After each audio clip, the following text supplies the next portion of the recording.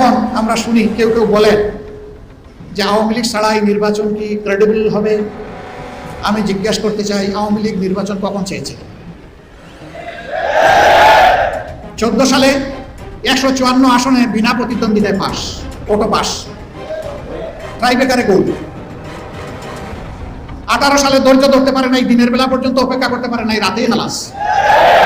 আসসালামু আলাইকুম সুপ্রিয় দর্শক, আপনারা জানেন গত 2 দিন আগে মির্জা ফখরুল ইসলাম আলমগীর বিএনপির মহাসচিব তিনি ঘোষণা দিয়েছেন যে আওয়ামী লীগকে আসন্ন জাতীয় সংসদ নির্বাচনে আসতে বাধা দেওয়া এবং তাদের ফ্যাসিস্ট দল হিসেবে নিষিদ্ধ করা গণতান্ত্রিক চর্চাকে দুর্বল করে দিবে।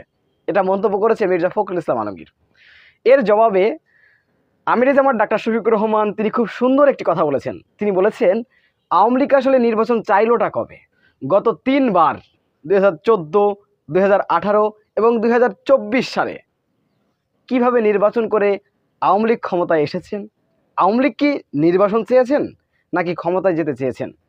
যেই আওয়ামী লীগ দিনের ভোট রাত্রে করে, যেই আওয়ামী লীগ মানুষকে বন্দি করে গ্রেপ্তার করে নির্বাচন করে ক্ষমতায় যায়, সেই আওয়ামী লীগকে নির্বাচনে না নিলে এটা নাকি গণতন্ত্রকে দুর্বল করে দেওয়া হবে, এটার জন্য নাকি গণতন্ত্র চর্চা দুর্বল হয়ে যাবে।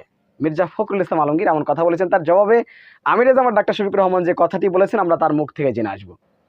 এইভাবে সেই সরকারের ঘনিষ্ঠ সহচর একসময় বলেছিলেন ঘরে থাকলে বোন, বাইরে গেলে বউ।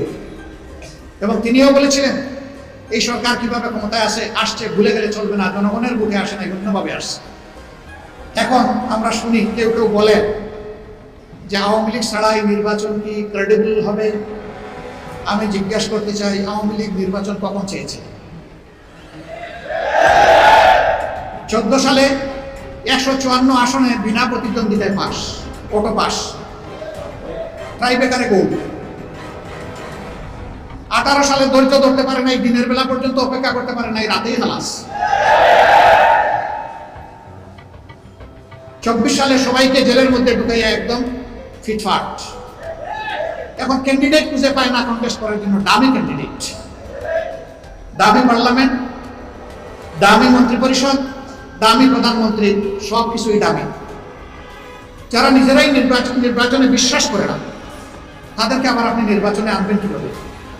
তারা তো নির্বাচন চাইলে তাদের আমলেই নির্বাচন দিতে পারত। তাদের তো জনগণের উপরে কোনো আস্থা না, এই জন্য নির্বাচন দিতে সাহস করে না। আর সাহস করবে কিভাবে? সমাজের কারে বাকি রাখছে, কার উপরে জুলুম করে নাই। ফখরুল সাহেব, আওয়ামী প্রেম এত কোথা থেকে আসে?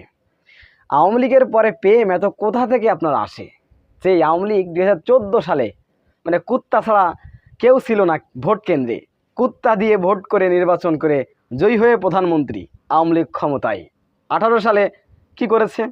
আর দিনের ভোট রাত্রে করেছে। 2024 সালে কি করলো? 2024 সালে এদেশের নেতা কর্মীদেরকে এমনভাবে আটকিয়েছে কোনো দাঁড়ানোর মতন, এমপি ইলেকশন করার মতন কোনো দলের কোনো নেতারা অবশিষ্ট নেই, সবাইকে ধরে ফেলেছে। তারপরে দামি এমপি দিয়ে, যাই হোক, আমিরে-জামাত ডাক্তার শফিকুর রহমান বলেছেন দামি নির্বাচন করেছেন।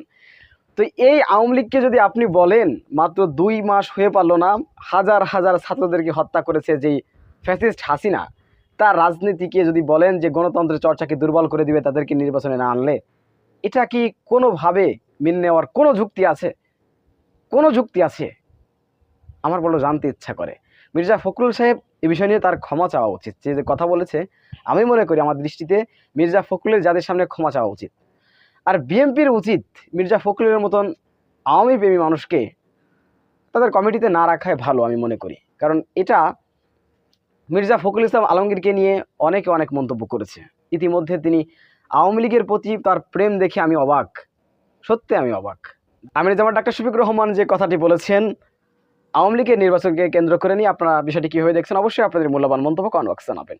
সবসময় সত্য নির্ভেজাল তথ্য পেতে স্বাধীন বাংলা ইউটিউব চ্যানেলটি সাবস্ক্রাইব করে আমাদের সাথে থাকুন। আসসালামু আলাইকুম রহমতুল্লাহি ওয়া বারাকাতুহু।